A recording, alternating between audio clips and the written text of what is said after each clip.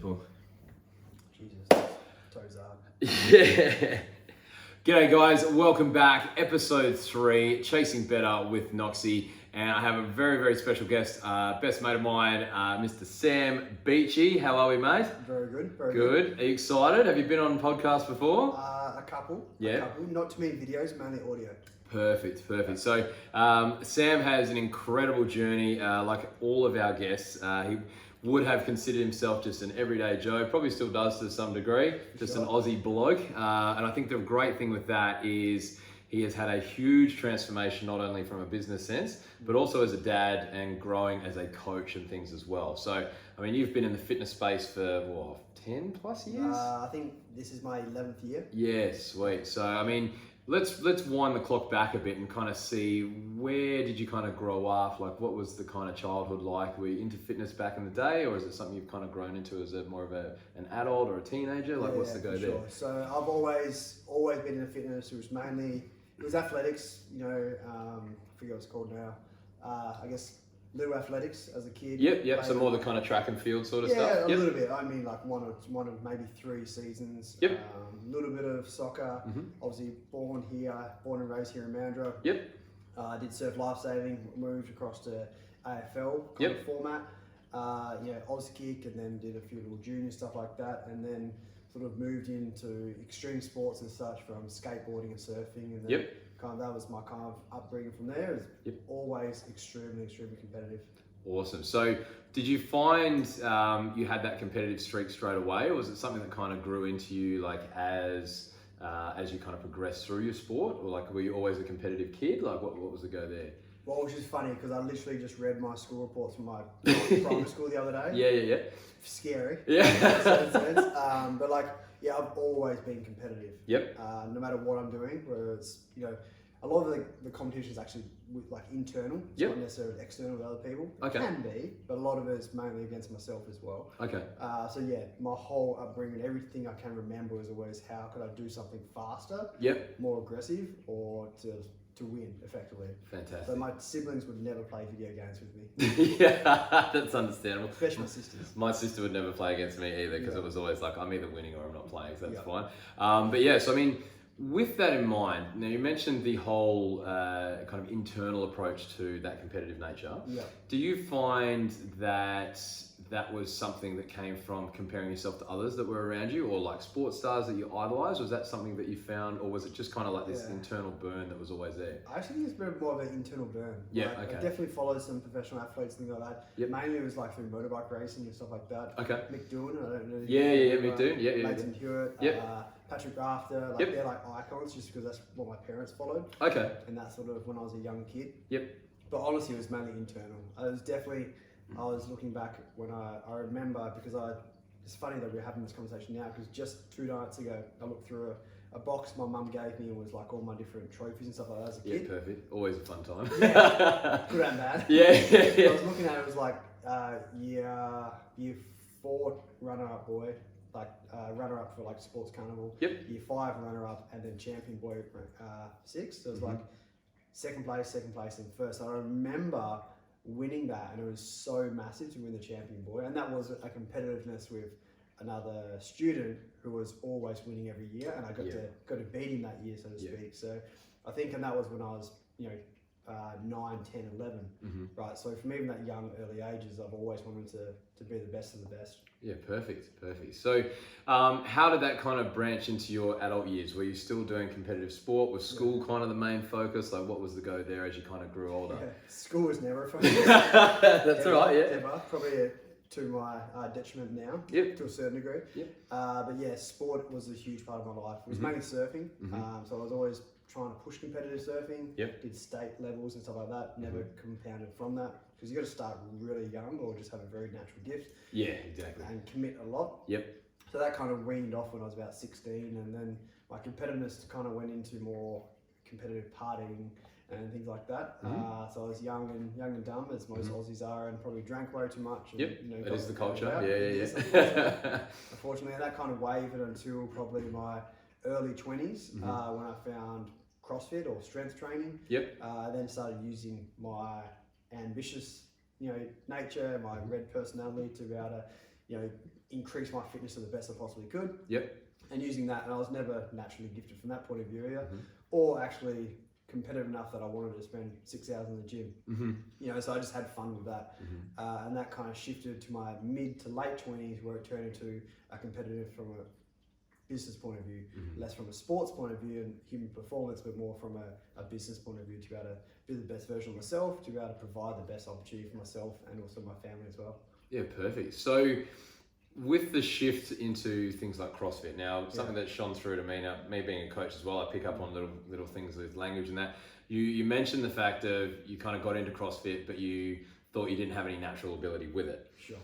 Do you find that came from you hadn't really looked at the sort of weightlifting scene as a younger kid? It was more kind of sports or team based or things like that, or like was it just something completely new? So it was like, you know, you walk in day one and you're like, oh cool, I'm not going to be any good at this because I've never done it. Like, what kind of went through your head when you first kind of joined CrossFit? Because CrossFit can be seen as like, yes, it is weightlifting, it's speed, and you know all these sorts of types of performance all in one. Sure.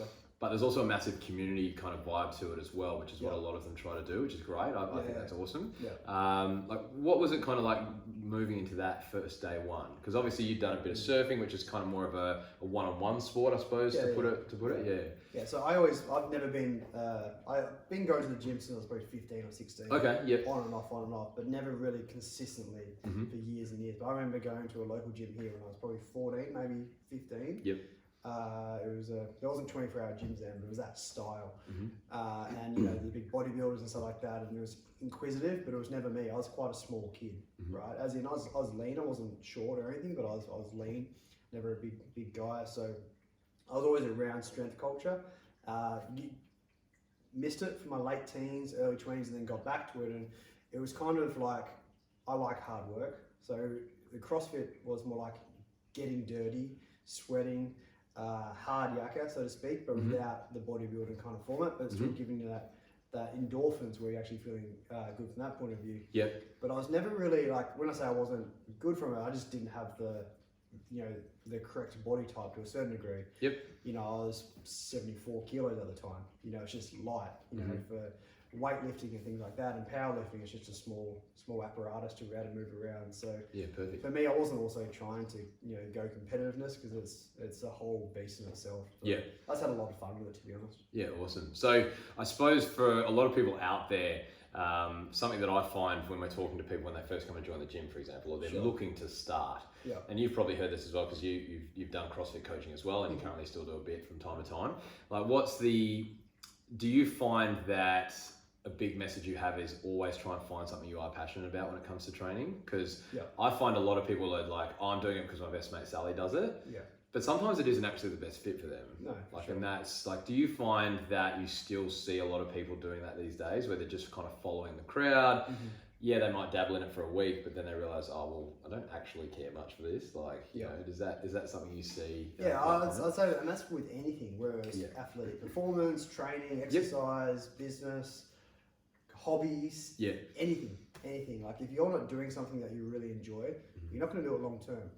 And if you are going to do it long term, you're a miserable bastard. Yeah. Forcing the issue. Like, do something that you love. Do something that you have fun with. And like something that you shift as well. Like, I've been doing that kind of format of training for over 10 years. So like, I still dabble in and out. There's still months where I won't train much and I'll just surf more, or I'll do more running, or like ebb and flow, do more gymnastics. It's never like, just because that's what it is, things change, right? So I don't label myself at anything. I just move. Go between different things, from yoga to calisthenics to, at the moment, I'm starting to look into Pilates because I've just never done it. Yeah, cool. Just starting new things, and you should be open to that. Don't label yourself, have fun, and make sure that you're doing it for the right reasons, so you can actually be there long enough to get the results that you're looking to achieve. Exactly. And I think a big message that comes from that is you keep it simple. Like, you're not trying to be a perfectionist with your training. Like, yes, there's days where you might push for like a PB or whatever, but I think the great thing is because you lead into everything you do with passion, instead of like, oh, I'm doing it because someone else told me it's the way to go. Like, if it's something you find passion in, I think that the stickiness is there from day one. Like, that's what people really need to kind of find in themselves. And even as a coach, like, we've had members that have been with us for like a week or two, and they're like, oh, I'm just not. And it's like, cool, it's not for you. That's okay. Yeah. Like, and again, so many people I find feel this feeling of defeatedness there. And again, a lot of the time it comes back to that comparison game, right? They're like, oh, I'm comparing myself to every other member in the gym. I'm like, some of those guys have trained for 18 months straight. Like they've just done it for longer, but again, they're passionate about it as well because they love it every day, right? Like it's not a chore. And I think that's probably a big thing from your message is that like you still find that simple way to have fun, which I'm all about as well. Like always smile on every session, you know, as it is. I've got the biggest, goofiest grin in town. But like the other thing as well is like you get the work done, but it's so much easier to get it done because you are having fun. It is a passion, and you know, again, in my point of view, I love it because you get to help everyone every day. Which, especially if something that you love doing, you're someone that loves giving back to everyone else as well. So I think people also have to realize that like it may not be fun at the start. Learning, depending on your personality, may not be fun. It may be frustrating. Maybe if you may have to push through the first month to 3 months to be able to create the rhythm, the habit to make it fun. And then you know the benefits can come, you know, that long tail as well. And when you implement a training or you know positive energy and positive exercise and just things that are going to be habitual habits for your lifestyle, then those things will start becoming simple for you. You know, so it may not be instantly, but you got to. And to be honest, like strength training, I don't care what you do, any kind of muscle resistance, weight-based training is a must for everyone. I don't care how lean you are or how overweight you are or how insert whatever, you have to do strength training. And if you reverse to caveman years, right, many, many moons ago, like they were doing weight-based training, but they were like moving around. We're all sedentary against desks or driving all day and things like that. People have to move external weight, otherwise they're just going to waste away. Yeah, and I've read a few articles on, you know, people that get interviewed or they get questionnaires when they're like 80, 90, 100 years old. So like the older population of the community and like about their regrets in life and things like that. And I think a really common theme I always see is that probably the number one thing is dying alone or being miserable and alone at the same time, because very often they go together. But I think the other thing as well is like a general fear of falling over and not being able to pick themselves up again. Like that's a massive thing. And I mean, just having that basic muscular strength to just move your body around, like you said, on a day-to-day basis is so powerful. And again, when we're 21, 18, whatever, like we're unbreakable. We think we are, we know everything, all that sort of stuff. But again, you get to that 30, that 40 stage, that midlife period, you know, we get members coming in with like kids and stuff and they're like, oh, it's always been about my kids. I'm like, yeah, but my number one question is who's looking after the kids if your health goes to crap, right? Like you're in a hospital bed, you can't care for your kids. No, that's right. Like that's where it's got to be that ongoing kind of lifestyle pattern, which is awesome. And the biggest thing with children, I'm a father of 3 kids, as you know. But like if you're not leading by example, what the heck are you teaching them? Exactly. Right? So like they're watching and listening and mimicking everything that you do. So if you want your child to have a good quality upbringing and a healthy lifestyle, then you want to make sure that you're leading on yourself. Exactly. And you can't give what you don't have, so make sure that you are looking after yourself first, to be honest. Exactly. So I suppose going on from that, like you've done a bit of coaching side of things. How long were you coaching CrossFit and training wise? Training over 10 years, coaching probably for about 6 of it. As a kind of like a, you know, because obviously we've got a lot of like listeners that are, you know, potentially starting or looking to take that first action step of, you know, just doing something. Like what would your kind of go to, you know, top 3 or top 5 tips be on like kind of finding that right pathway to go along? Obviously that's an open thing, but I mean, from your point of view, like what would be your go-to? Make sure it's accessible. Right, if it's too complicated, you just won't do it. Right, it's all well and good saying that you're going to get up at 4:30 in the morning to drive 45 minutes to get to the perfect gym. If it's not accessible, you're just not going to do it, right? Make sure that you're with a quality gym, quality coach. You know the program is there to support you, so you're not going to get injured. And then also you get what you pay for. Honestly, bargain hunting, price, whatever, like you just get what you pay for. You want to be in an environment where it's supporting of you and your culture. And everyone's on the same journey as well. You know, and someone can actually have an open conversation with you to hear what your goals are, so their platform or gym or program can help you achieve your goals. Yeah, sweet. I love that. I think that's such a big message, is that if you're not getting value from something, and again, that value will then lead to you having a passion for it potentially. Sure. Like it's not going to stick. And I think Yeah. that's really, really good. I love that. So that's really, really cool. Awesome. So dad of 3. Yep. How does that go on a daily lifestyle? Is it chaos? Mm-hmm. Like what's the go there? Well, it's organised chaos. Organised chaos, yeah, I yeah. think because you don't go from like 0 to 3 kids, right? Like you slowly increase, and your bandwidth increases with it as well. Yep. Like anything, if you increase, you're going to be able to become more adapted to it. So, my older children are pretty much teenagers now, so things are a bit shifted. But it is organised chaos, and some things that may fluster you won't fluster me, so to speak, or vice versa. Yeah, cool. But we're a very close knit family. I get the freedom to be able to be at home for every meal. Because I work from home full time, so I'm there to be able to support my partner in the school stuff, and I'm doing school runs and lunches, and like I cook brekkie every morning. So that's we're pretty blessed in that format that I get to participate in everything that we do. Fantastic. So being a dad, you've then kind of shifted from coaching full time essentially. That was your main kind of income stream. Yeah. You've now looked at doing the whole online business world, which is fantastic. The opportunities for you have exploded massively in the last 3 years. I mean, what's the shift been in terms of balancing things like your everyday training, having the kids obviously, because obviously they need to get looked after as well. You're doing the whole stay-at-home dad now thing, which is really cool. Like, what's that shift been like for you in terms of like your own personal health? Like, have you found there's been massive struggles internally, or has it been something that's been like a family-based effort that you've had to kind of go, oh, hang on, are they getting looked after? Sure. And then you fall by the wayside? Like, have you found any of that? It depends. As the children got older, it's got easier, but also business dynamics change as well. So and priorities change as well. Like I used to have a really, really high priority on my training. Now I don't so much. Okay. I'll get it in. I'll still get 3-4 times a week, but that's enough. It doesn't have to be 6.5 times a week. Yeah. So my shift from that point, and my values have changed. Yeah, of course. Right, to a certain degree. So I can look after my health and well-being easily in an hour a day. Where it used to be 2 to 3 hours a day. From different things that I was doing, from stretching to nutrition planning to training. All that different kind of stuff. So, but it has to amalgamate with each other. It's not really like balance. It's more about just integration. So my children are part of. We all eat pretty much the same. To be honest, like if the children are having some pasta, for example, then we may have zucchini noodles. Super simple change, but like the main crux of the meal is across the board.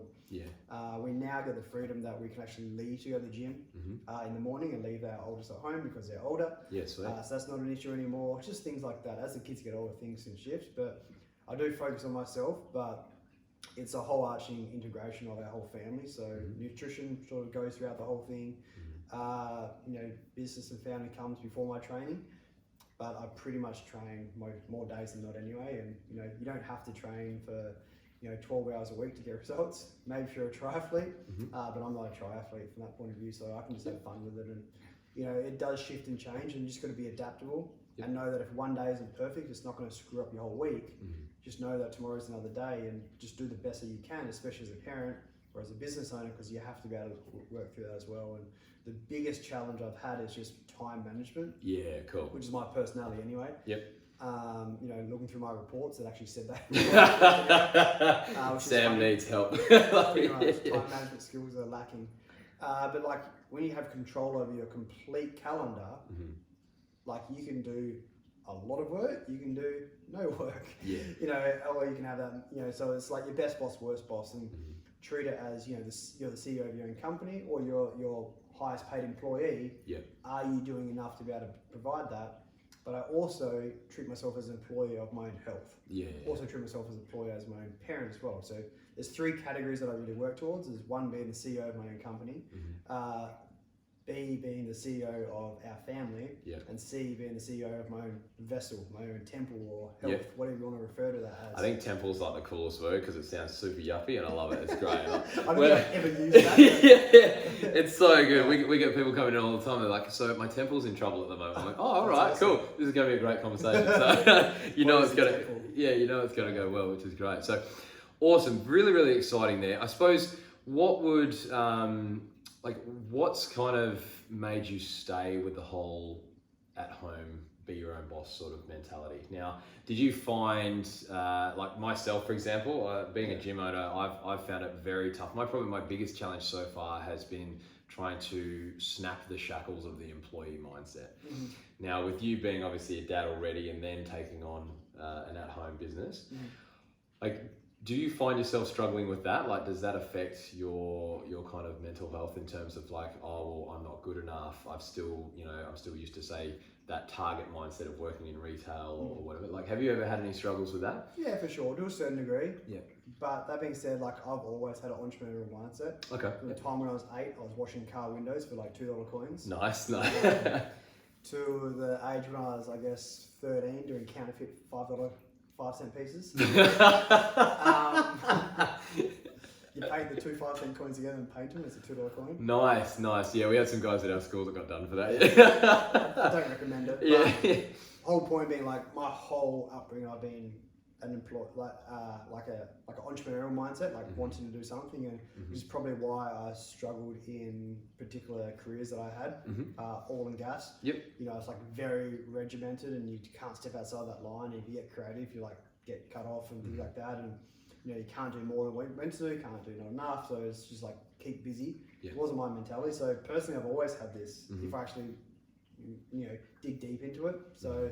I can imagine it could be a challenge for a lot of people. They need to break through that, but forever and a day, if you're not working on your own self-belief and your own personal development, then you're going to suffer. You know, you can only build something, including your health, to the degree that you can believe it can be built. So you have to, you know, increase that belief in yourself and also your health and well-being. Sweet. Yeah, 7 minutes a day is something I try and stick to, whether it's like reading something informative, whether it's reading an article, whatever, or like spending time touching base with someone else to obviously grow your mindset around, you know, growth development and stuff like that. So I find that's really powerful, and it's something that I definitely like try to encourage others around me to do as well. For sure.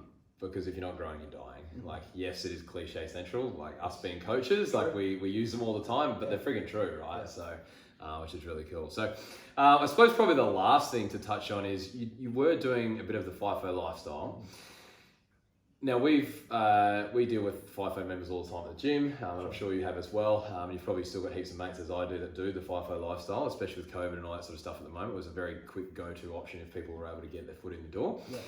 Like, how did you deal with, like, did you find it difficult to still keep training, nutrition and accountability up to scratch with that sort of lifestyle? Like, was it something that you found kind of just slipped, because it is crazy long hours when you are out there, and obviously working in oil and gas, it's probably even longer than some places, from what I've heard. Yeah. Like, what was that like from a mental struggle in terms of, like, you know, issues that you had to face going through there? Yeah, so I'm a like emotional eater. Yep. If I'm either stressed or upset or can't be bothered or tired, I'm like, sugar. Yeah. You know? It just am. Right? So you just need to mitigate that, or I'm an extremist at the best of times. So like having set rules, and if you set a rule, then you don't break it, right? Or have the freedom that, you know, there's particular times that it's okay to have something. Maybe it's your last 48 hours of your trip, which could be the hardest. You know, if you're out there for weeks and weeks, the last 48 hours could be the hardest, then maybe have a chocolate bar or something like that. But like, own it, plan it. If you're going to have something crap, effectively plan it. Not like, you know, quick spontaneous thing that you're grabbing, like at the service station or something like that. Like, that's a spontaneous knee-jerk reaction. Like, because you end up living a winging it lifestyle. You have to plan it out. Yeah. But then, like, to be honest, if you set the rules, you just stick to it, right? If you can't do it, who can? Like, you're the only one that can respond to it. And you know, when you come back, it's very easy to be like, pants off, you know, it's time to party. I've worked really hard, so I'm going to indulge in whether it's alcohol or, you know, unnecessary food and things like that. Remember that, like, you are, you know, feeding yourself. So like, rather than rewarding yourself with crap, reward yourself with a quality meal. Like, go get a most expensive steak you can get, or go get your most expensive nice bottle of wine, or do something that is like outside what you normally do to celebrate, and rather than celebrating with sugar and crap, because it's actually a negative result, right? So it sort of compounds from there. But I think you just got to set the rules, stick to them, but also give yourself a little bit of freedom that you're not going to, you know, be negative towards yourself. And to be honest, when you shift your mindset that, you know, rewarding yourself with sugar or bag of lollies or chocolate is going to fix your problems, it actually isn't, right? Yeah. It just compounds it. Exactly. And I think a great message that comes from that is I often refer to like an 80-20 sort of lifestyle, like getting that whole 80% whole foods and then 20% soul foods. Like I've got members that, you know, they can't live without donuts. So I was like, cool, if you're going to stick to a meal plan, I will write you something that will work for your system. But just know that donuts will take up a fair bit of your calories for the day. And again, it's like finding that balance in terms of like what works for the individual. So I think it's really powerful to hear that you've gone through so many different transitional phases, but that underlying kind of base lifestyle of, was it planned? Did you give a yes or a no answer, or did you give a story? So did you give the bullshit excuse, so to speak? And did you own it? Like, you know, I think that's really cool. So I think if you're not sticking to your plan, like if you're eating donuts more than once a week, even once a month, you got a choice: eat donuts or be fat and sick. You know what I mean? Like, just choose. You got a choice. Everyone has a choice. Exactly. Anyone who's fit and healthy, it's their choice. And I still eat donuts all the time. But it's about once a month. Right? And it's not a reward. It's something that I've planned. I enjoy. I get a quality one, not a crap one. Exactly. You know, and I enjoy it. But it's not something I live for as a must-have, and I don't miss it, to be honest. Still enjoy it, but you got to get past that. Maybe it's 3 months no sugar. To be able to then go back to it, so you're not hanging by the edge for it every time. I mean, cheesecake's my go-to. Like, that is the one thing that if I'm having like a day, like, and again, it's not something you do every week. It's not something that I do, like, whereas back in the day when I was big, it was like every single day, every second day, it was like an all the time thing. But it's like, I made that choice that it's like, cool, cheesecake doesn't run my life. Like I can say no to it now. Like I can, you know, I know what that effect has on my body now. And as well as you now know, like with, you know, education from your coaching and all the stuff that you've been learning across the years, like it's really cool to see that from that little bit of daily education and trying to grow and, you know, chase your better, so to speak, like you find that, you know, having cheesecake or donuts every day, it doesn't get you better. It definitely doesn't lead to that. But again, having that as a soul food, it keeps you sane. Like, because again, perfection's never going to happen. It doesn't exist. But you can definitely be 1% better every week. And I love telling that as the message, and I know that you're a big fan of that, which is awesome. And I suppose we'll probably wrap it up there. It's been an absolutely fantastic ride to hear your story, champ. And like, there's been some really, really great messages there, especially the whole, you know, making sure that you've got a plan in place, whether it be for your training, your nutrition, your day-to-day lifestyle. If it's not in a calendar somewhere, it's probably not going to happen. That's something I highly agree with, since obviously starting my own business as well. And you can definitely attest to that with time management for sure. And I think, like, for all the guys listening out there, the great thing with Sam is that it shows that he's just an everyday guy. He's got kids, he's got all the struggles and stresses. He's purely just made the choice to chase that better a little bit more each day and each week. And I think that's definitely led to your success with obviously the online world now, which is really great. It's amazing to see your performance there. But you're still just a balanced, down to earth dude. And I hope that really shines through to everyone out there today. And I think that's really cool. And like, there's some really great takeaways there from everyone. And I just want to say thanks for popping on, man. And I'm sure we'll have you on again. And we'll leave it at that. And thanks for listening in, guys. If you are keen to check out some of Coach Beechey's content, I'll drop his social tags and all that sort of stuff in the details down below. But you're all over Insta. I know you've got some great stuff on there, especially with your food. You're doing the whole carnivore thing at the moment, which is very exciting. I love seeing meat on people's Insta stories. It's great. I'm a big fan myself. And just seeing you training from time to time and stuff like that. He's all over Facebook, guys. And if you want to find out more about his online stuff, by all means, hit him up. And I'll give all of the access to that as soon as we can. Stay tuned. We'll have more with Mr. Beechey. I'm sure he'll be on again, like I said. And thanks a lot, buddy. Cheers for coming in. Thanks for having us.